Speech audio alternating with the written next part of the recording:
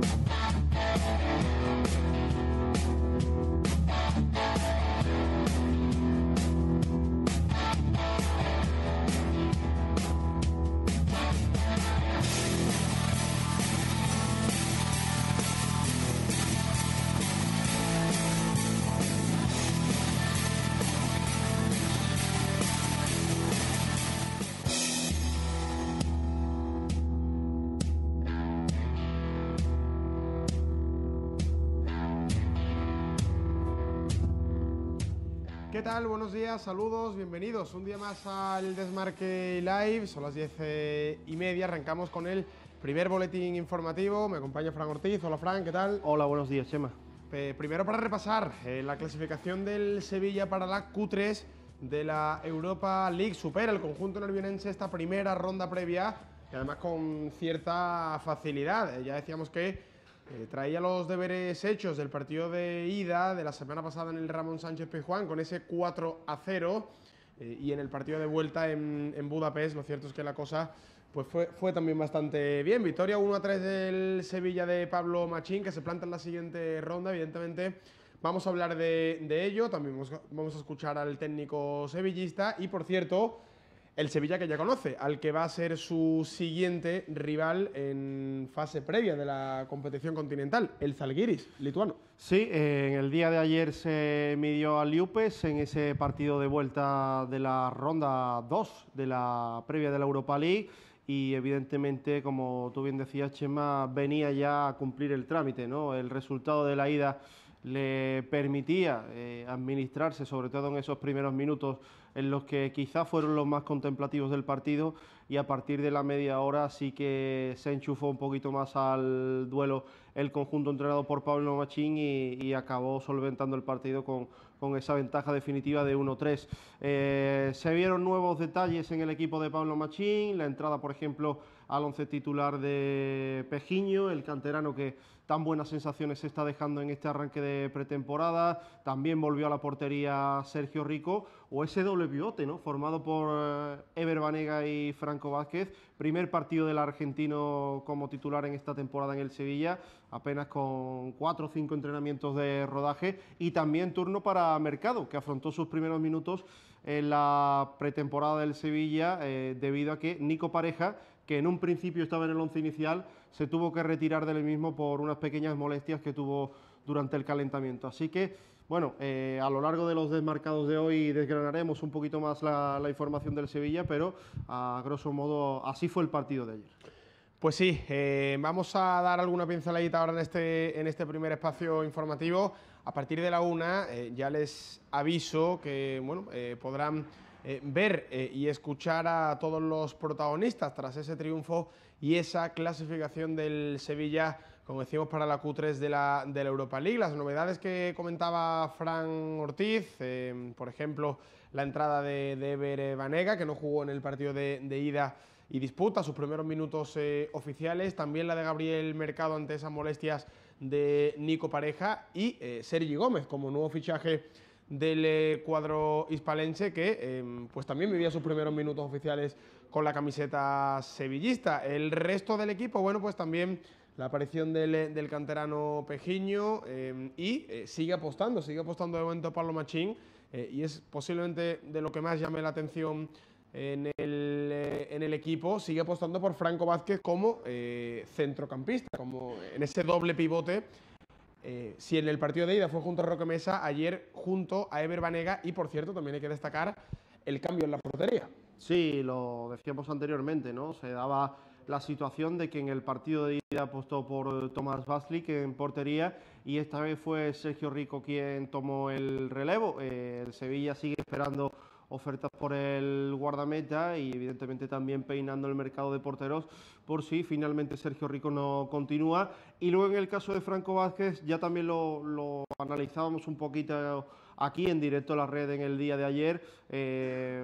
Prácticamente es una medida circunstancial, no está en Zonzi, que a día de hoy sigue siendo futbolista de la primera plantilla del Sevilla. También es verdad que, bueno, Roque Mesa lo había jugado prácticamente todo durante esta pretemporada y le dio en el día de ayer descanso Pablo Machín y se quedó ese doble pivote para que finalmente lo conformaran Banega y Franco Vázquez. En teoría, el Mudo debe jugar un poquito más adelante, en esa zona donde, por ejemplo, ayer actuaron Sarabia o el propio Pejiño y también Nolito en el segundo periodo. Pero de momento lo que estamos viendo del Mudo es que está jugando más atrás, pero como decimos, yo creo que es algo circunstancial. Bueno, vamos a repasarlo y analizarlo también todo. Por cierto, los goleadores fueron Sarabia y Luis Muriel. Sarabia por partida doble, bastante enchufado el futbolista madrileño en el día de ayer. Y luego también esa aportación de Luis Muriel. Por cierto, las sensaciones del Sevilla no fueron en el cómputo global del partido tan buenas como en el encuentro de ida, pero también hay que decir que pues era difícil, ¿no?, afrontar este partido con la tensión necesaria, teniendo en cuenta el resultado del que se venía, la debilidad, creo que bastante evidente del rival, que sabía que no tenía ningún tipo de opciones, ¿no?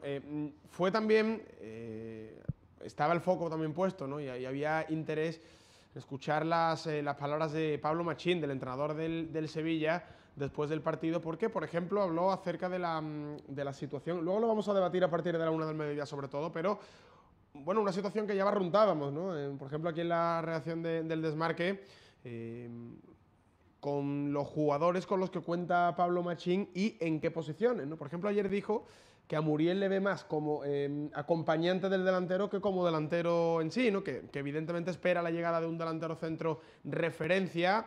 Veremos si es Abubakar, que es el que a día de hoy tiene más visos para convertirse en futbolista del Sevilla y en ese delantero demandado por Machín, por el ex técnico del Girona, pero que a Muriel le ve más en una posición como segundo punta y más sorprendiendo con su llegada desde atrás. Un poco en el rol de Sarabia, de Nolito, de Pejiño en el día de ayer. Bueno, de hecho ya ayer, cuando Nolito y Muriel estaban preparados para entrar al terreno de juego, que ingresaron a la misma vez, en directo a la red lo comentamos, ¿no? Parecía que podía ser ese media punta, ¿no?, del Sevilla el que pudiera ser sustituido para dejar a Muriel y a Ben Yedder arriba en los minutos finales, pero finalmente fue el franco-tunecino, ¿no? Pieza por pieza en ese sentido, aunque Machín trate de convencernos un poco de lo contrario, pero según las pruebas de ayer, tampoco es que lo tenga demasiado claro, ¿no? Bueno, ahora mismo que tampoco tiene otra alternativa a Ben Yedder, ¿no?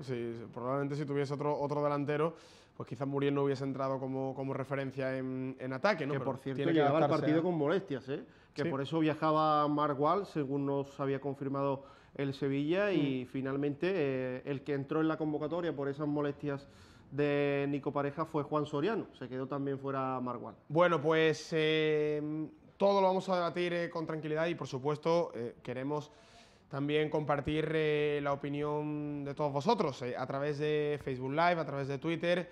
Todo lo que nos escriban, lo que nos pregunten, lo que opinen, lo vamos a compartir aquí en directo y les hacemos, en cierto modo, partícipes del debate sobre la actualidad sevillista, que luego vamos a protagonizar a partir de la 1 del mediodía, también con Jorge Liaño, en fin, un debate más extenso sobre lo que está siendo estos primeros partidos oficiales del Sevilla en esta temporada.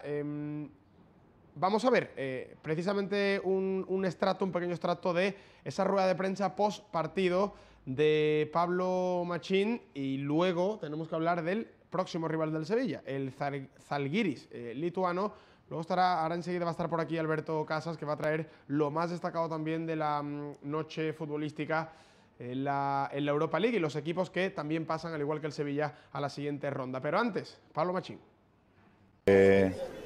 Debíamos de hacer lo que todos los sevillistas esperaban y bueno, ya lo dije la anterior vez, que quizá pueda parecer muy fácil, pero las circunstancias tal y como se han dado pues han hecho que parezca más fácil de lo que en realidad es a estas alturas de pretemporada para nosotros.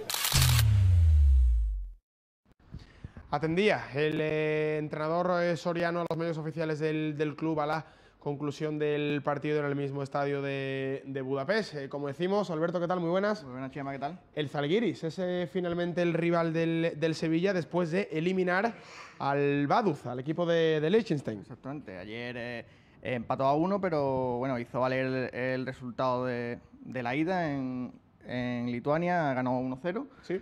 Y bueno, victoria ajustadita. Sí, ajustadita. Quizás el Zalgiris es pues un escalón por encima, estamos un escalón por encima del Vaduz, pero bueno, yo creo que aún así sigue siendo bastante inferior al Sevilla de Machín y no creo que tenga demasiadas complicaciones. Bueno, seguramente un poco superior al Iupes, ¿no?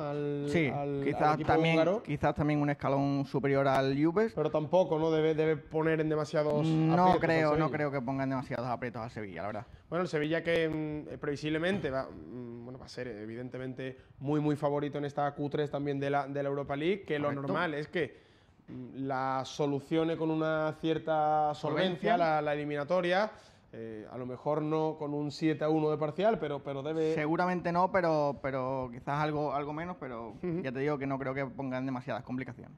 Y la que sí puede ser más peligrosa es la última ronda previa, allá la propia fase de grupos de la competición, porque ahí sí que podría entrar algún rival algo más complicado, ¿no?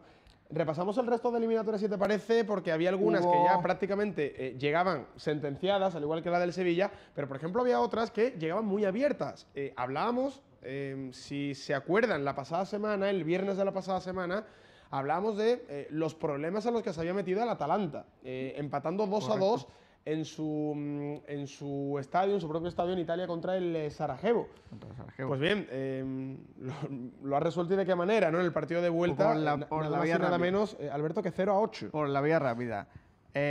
Había dudas porque el partido de ida no fue bueno. Se suponía que el Atalanta, bueno, evidentemente tiene varios escalones por encima del Sarajevo, pero había dudas y bueno, la resolvió por la vía rápida. Ganó 0-8 con 3 goles de un chico de Gambia, Barrow, que hay que seguirlo porque tiene buena pinta. Y bueno, no tuvo demasiadas complicaciones. Vía rápida y para la siguiente ronda. El resto. Y luego hubo partidos interesantes, bueno, eliminatorias como tú has dicho que estaban un poco encarriladas, como por ejemplo la del RB Leipzig, sí, la del Girondin de Burdeos y la del Besiktas, que también ganó 6-0, por ejemplo. Sí. Y pasó de manera sencilla. Y luego para mí hubo 2 sorpresas que son las del Sparta de Praga, que pese a que ganó ayer en casa, no pudo remontar la derrota del partido de ida contra otro Sparta, que el de Subotica, el equipo serbio, y con el mismo resultado que ayer, la de la Z, ¿no? Que, bueno, la verdad es que caiga en esta primera ronda ante un equipo también muy inferior. Creo que ha notado la baja de Jahan Bash, el iraní, que ha jugado el Mundial y que el año pasado fue el pichichi de la Eredivisie. Y bueno, y que se ha quedado fuera a las primeras de cambio. Condiciona el hecho del Mundial, ¿no? Para equipos que a lo mejor, pues bueno, tienen una mayor dependencia, ¿no? de alguna de sus principales estrellas. Y en este caso es la gran sorpresa, ¿no? Y la gran decepción de esta Europa League, ¿no? Y que quizás se toman estas primeras previas con un poco de relajación y luego les pasa factura. Bueno, pues así está la situación. Evidentemente hay equipos que son claros favoritos para para colarse definitivamente en la competición continental, en la fase de grupos, el RB Leipzig, el Girondins. En la siguiente ronda, además, tendremos se incorporan algunos equipos ya de más caché, digamos, como el Basilea, como el Olympiacos, el Zenit de San Petersburgo, el Feyenoord. Bueno, equipos de más nivel. Un cartel bastante más atractivo y equipos esos que también tienen una tradición, ¿no? en Europa. Exacto. Algunos en Champions también, por ejemplo, el Olympiacos. O el Basilea. O el Basilea, efectivamente. Y también en la Europa League. ¿Quieres apuntar algún detalle más, Alberto? Poco más, que estamos deseosos de que siga el fútbol. La Q13 que, bueno, no, es en poco tiempo, En poco tiempo, en un par de semanas. En un par de semanitas tendremos ya esos partidos de ida de Correcto. Esa Q3 de la Europa League. Gracias, compañero. Nada, a ti. Bueno, ahora es un turno para repasar el mercado de fichajes. El mercado de fichajes en nuestro país y también a nivel internacional. Empezamos, evidentemente, por España, por los grandes de nuestro fútbol. Joaquín Anduro, ¿qué tal? Muy buenas. ¿Qué tal? Compañero de la edición nacional del Desmarque. Se hablaba de la operación centrocampista en el Fútbol Club Barcelona y, bueno, han salido muchos nombres, ¿no?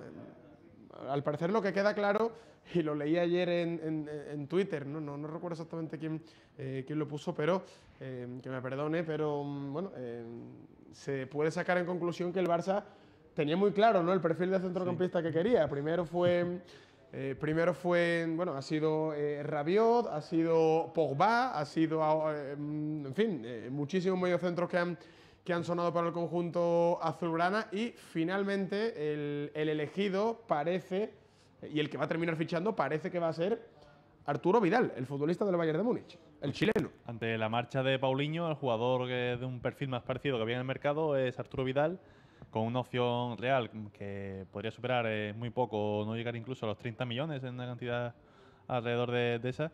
Y el Barça ya tiene un recambio para el jugador brasileño, sobre todo por Ernesto Valverde, que era el principal valedor del jugador brasileño, del futbolista que servía muchas veces para desatascar partidos con su llegada, con su disparo incluso desde lejos. Y ahora tiene Arturo Vidal, un futbolista que había perdido minutos en el Bayern de Múnich, que le quedaba un año de contrato y que se presenta como una gran oportunidad para el Barcelona, más allá de que a lo mejor no case tanto en el estilo de toque que ha tenido otros años el equipo culé, pero que sí puede servir muy bien para esas transiciones ofensivas que el jugador chileno sabe hacerlas como pocos. Sí, y bueno, también yo creo que todo esto llega a raíz de esa rueda de prensa, ¿no?, de Ernesto Valverde. Me da la sensación, desde fuera, que Valverde tenía muy claro el mensaje que quería lanzar en rueda de prensa y el cabreo del técnico cacereño venía motivado principalmente, como tú comentabas, por la marcha de Paulinho. No era muy partidario de esa operación Valverde, un futbolista con el que ha contado mucho esta temporada y que también ha dado un rendimiento bastante óptimo. Y entiende Valverde que el centro del campo estaba muy debilitado, sobre todo a nivel físico, con la marcha del futbolista brasileño. Entonces, de ahí esa rueda de prensa, yo creo que en cierto modo para ejercer presión sobre el club, y el club se ha visto obligado también a tener que contentar a su entrenador para no seguir aumentando, ¿no?, para no seguir haciendo aún más grande la montaña, ¿no? No es muy dado Valverde a criticar en rueda de prensa, mucho menos a su propio equipo, a su directiva, pero sí es cierto que tenía que dar un golpe encima de la mesa y saber que la búsqueda de jugadores de la Secretaría Técnica no tenía nada que... Bueno, no tiene nada que ver. Sí estaba relacionada con lo que él buscaba en el equipo, pero aún necesitaba piezas como puede ser esa llegada de Arturo Vidal, el futbolista chileno que fue en su momento vinculado con el Real Madrid, finalmente llegará al Barcelona. Y después de que haya tenido polémicas con el propio equipo madridista en los últimos años, quejándose a las actuaciones arbitrales, de favores arbitrales a favor del Real Madrid, e incluso se le vio enfadado después de que el equipo blanco eliminara a Juventus el año pasado con ese gol de Cristiano en el último minuto de penalti. Eso es equipo, la Juventus, no olvidemos. Y habrá que ver, es una buena, curiosa forma de mirar el clásico del próximo año. Arturo Vidal contra el Real Madrid, contra Sergio Ramos, contra Casemiro, jugadores con los que ya ha tenido sus roces durante estos partidos y que se podrían volver a medir en el gran partido de todos. Si todo se termina concretando, pues efectivamente, como dice Joaquín, habrá un morbo añadido, ¿no?, a toda esa situación y concretamente al clásico entre el Real Madrid y el Fútbol Club Barcelona. Según RAC-U, el propio Bayern de Múnich reconocía esos contactos con el Fútbol Club Barcelona, así que a priori, bueno, como por los condicionantes que comentaba Joaquín, al futbolista le queda un año de contrato, también ha perdido protagonismo en el Bayern de Múnich ante jugadores como Thiago, el propio James Rodríguez, Javi en fin, Martínez, Javi Tolisso, Martínez, final. Tolisso, entonces No lo van a echar mucho de menos ante la tampoco. situación pues es bastante factible que Barça y Bayern de Múnich puedan llegar a un acuerdo. En el día de ayer, y dejamos la información, bueno, antes de dejar la información del Barça, hay que hablar de otro posible fichaje que es un lateral senegalés, esto es más sorpresa. Sí, Bogué, que fue titular con la selección senegalesa en el Mundial de Rusia, incluso llegó a marcar un gol ante Japón, demostrando su llegada, su poderío ofensivo. Es un lateral de 18 años que procede de la Liga Belga, de Leuven, una liga belga, una fuente inagotable de cantera de jugadores africanos, y parece que el Barcelona va a incorporarle para el filial en un principio, aunque podría alternar con el primer equipo. Más pensando en el futuro que en una competencia real para Nelson Semedo y Sergi Roberto, que son los jugadores que suelen jugar por esa posición en los esquemas de Valverde. Bueno, pues también el Barça busca futuro en el mercado de fichajes. Pasamos a otros equipos, por ejemplo, movimientos que se hicieron oficiales en el día de ayer, y es que el Betis ya anunció oficialmente el fichaje de Sidney para las próximas 4 temporadas. El central que llega procedente del Real Club Deportivo de La Coruña, que es el fichaje del Betis para esta próxima campaña. Se está moviendo también mucho y con celeridad el equipo de...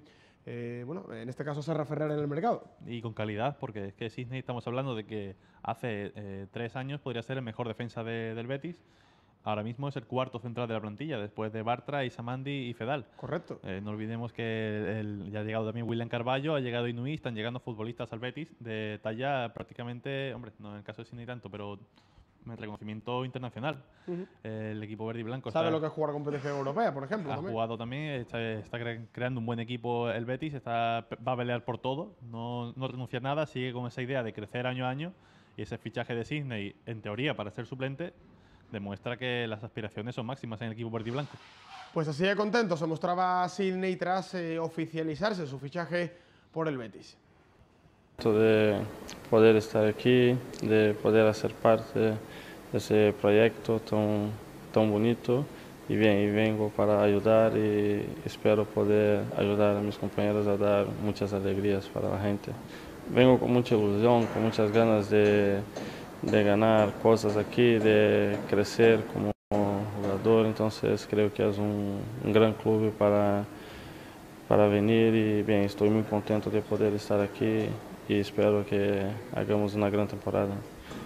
La verdad que creo que cualquier jugador quería venir aquí, como decía antes, por el proyecto que tiene, con que viene haciendo. Entonces creo que es una felicidad inmensa para mí poder estar siendo parte de este gran club, y bien, estoy muy contento y espero poder ayudar de la mejor manera posible. Sí, pero eso es bueno para todos, para el club, entonces estoy seguro que con esta competencia que tenemos en el grupo de jugadores, seguro que la gente va a disfrutar mucho, vamos a hacer una gran temporada. Sí, la verdad es que estoy muy contento de ahora poder estar en este lado, ya estuve aquí algunas veces y sé cuánto es difícil para los otros equipos que vienen aquí a jugar, entonces ahora estoy muy contento de poder estar aquí en este lado y voy a hacer mi mejor para tener ese cariño y hacer a esta afición mucho más feliz de lo que es. Las palabras de Sidney, Joaquín, brevemente, más movimientos oficiales y también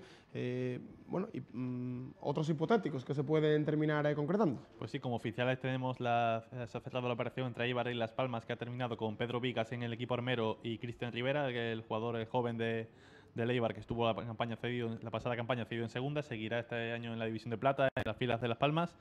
El Getafe también está muy activo en este mercado veraniego, después de multitud de fichajes. Ahora ha salido el nombre de Ignasi Miquel, el central del Málaga, que llegó la temporada pasada procedente del Lugo y que podría continuar en primera división.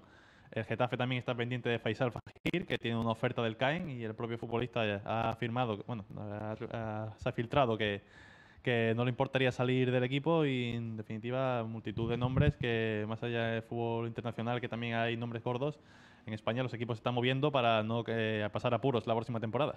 Efectivamente, y a nivel internacional, la operación más destacada es esa carambola, ¿no?, que han llevado a cabo Milan y Juventus en la Serie A, entre Bonucci, Higuaín y también Caldara.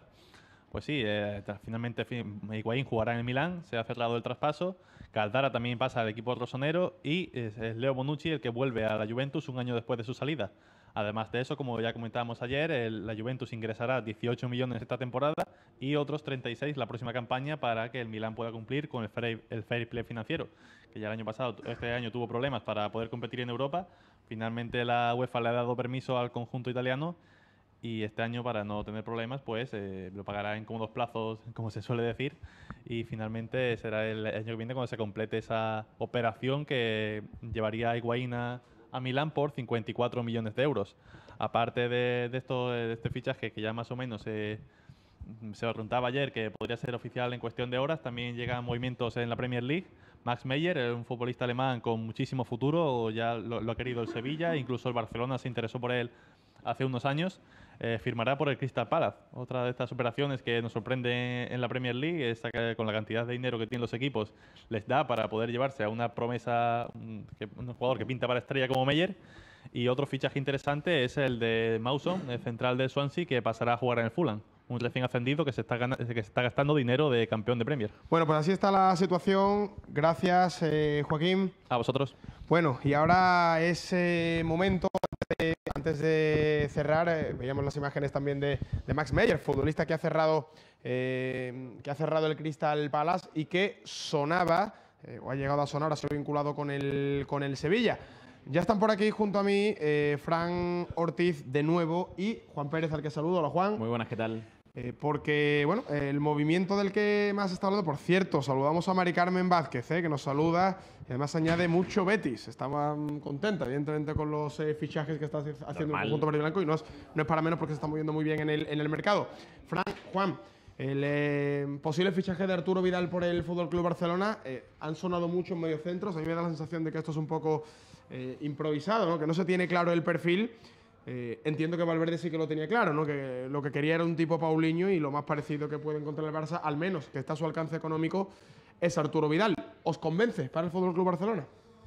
Bueno, a mí no me convence. A mí no me convence porque es un jugador muy regular. Durante toda la temporada en el Bayern ha sido titular, pero ha acabado muy pocos partidos contados, no está en muy buena forma física, muchos problemas de rodillas a lo largo de toda la temporada, terminó mal.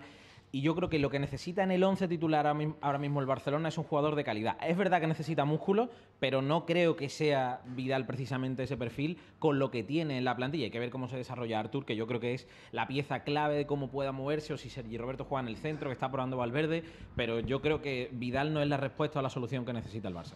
Yo, al contrario que Juan, la verdad que pienso que es el perfil que más necesita el Barça ahora mismo. La temporada pasada se habló muchísimo de ese sustituto para Busquets. De hecho, por ejemplo, cuando peor lo pasó el Barça en la temporada pasada fue en esa eliminatoria frente a la Roma. Quizá el único gran lunar negro, ¿no?, que tuvo el equipo catalán a lo largo de la campaña pasada, y ahí es donde Busquets, por ejemplo, estaba lesionado y al final el Barça lo acabó pagando.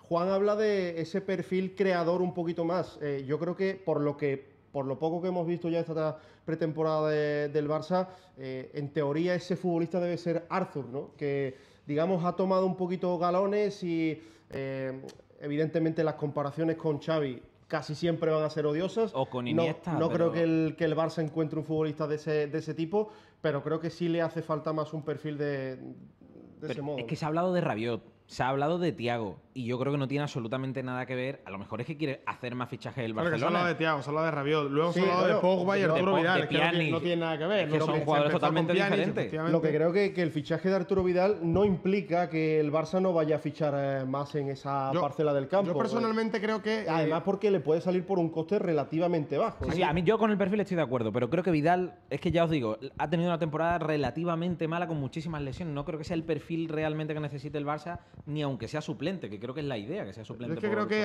aquí, por un lado, está la opinión que podemos tener y luego lo que verdaderamente desea Ernesto Valverde. Yo creo que Ernesto Valverde lo que quería era eso, un perfil físico. Llámese Arturo Vidal, llámese Pogba o llámese Paulinho, que es lo que quería. Efectivamente, ¿no? Que es lo que quería Ernesto Valverde, no quería que saliese. A mí me da la sensación, yo, por ejemplo, a mí un futbolista que en lo poquito que llevamos de pretemporada, muy poco, me está gustando mucho, que es Artur. Creo que ese perfil de centrocampista es el que encaja perfectamente en el FC Barcelona. Si a mí me preguntas opinión, pues yo creo que en el Barça encajaría más un futbolista del tipo Rabiot, que además creo que no está exento de físico. Es que ¿quiénes son los titulares en el Barcelona ahora mismo? Junto a Busquets y Rakitic, que lo damos por hecho, ¿quién es el tercero? Yo creo que va a ser Arthur. Claro, pero Arthur Pues lo ve ya directamente como titular. Igual que yo creo que no hay que descartar a calidad. Coutinho, ¿no? Más en el centro del campo. Sí, abrirle las bandas a Malcom, por ejemplo, abrirle las bandas a Dembélé, tener más opciones en banda. Tiene opciones, pero de todas formas, si se busca el perfil Rabiot, yo creo que eso es 10 veces ahora mismo más importante en el Barcelona para acompañar a ese tiburón. Pues ahí queda la opinión de Juan Pérez y también de Fran Ortiz. Llegamos ya a las 11:05. Cortamos este primer directo de la mañana en menos de una horita. A las 12 del mediodía estamos con más información aquí en el Desmarque Live. No se vayan muy lejos. Hasta ahora.